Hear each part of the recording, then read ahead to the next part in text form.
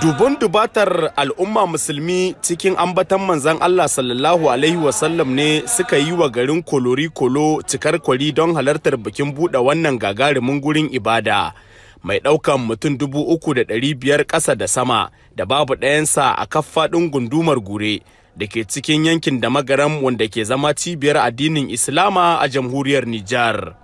Shak Khalifa Malam Rabi'u Kolori wanda ya karɓi ɗariƙar Tijjaniya daga kakansa marigayi Malam Abba Culum shine ya jagoranci wannan aiki.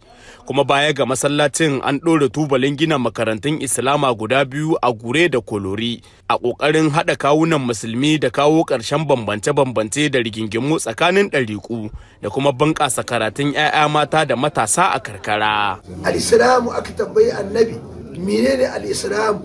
Sai annabi ya ce al-Islamu huwa salamu. Islam shine zaman lafiya. Sai an samu zaman lafiya tukun da za a ci a sha za a tafi. Kuma aka tambayi sahabbai bayan annabi aka ce menene ma'anan al-Islam?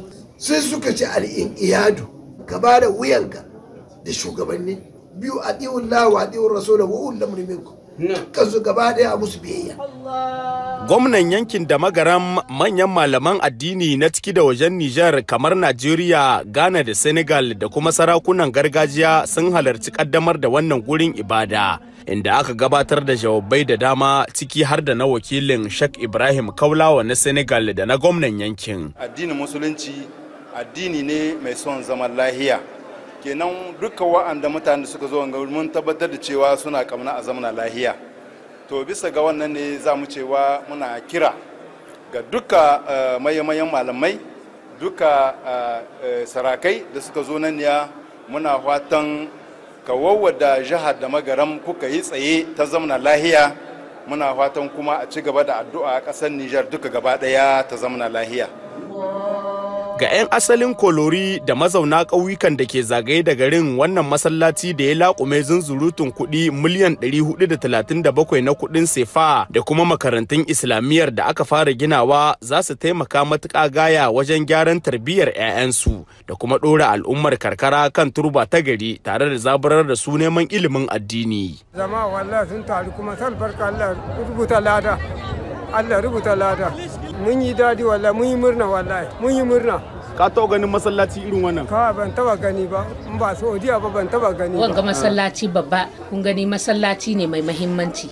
Tunda a karkarar nan duka babu kamar shi. Kun ga 'yan jihar Difa suna zuwa, 'yan jihar Zandar suna zuwa, kai wani ma da kasashen waje ma 'yan Najeriya duka suna iya, yara suna iya halarta su zo wa madarsa, kuma 'yan yankin masu da kansu za su yi karatu na addinin musulunci. Kenan muna samun babban malumma da za su hutowa daga cikin ƙasanmu, kenan kun ga wannan babban arziki ne.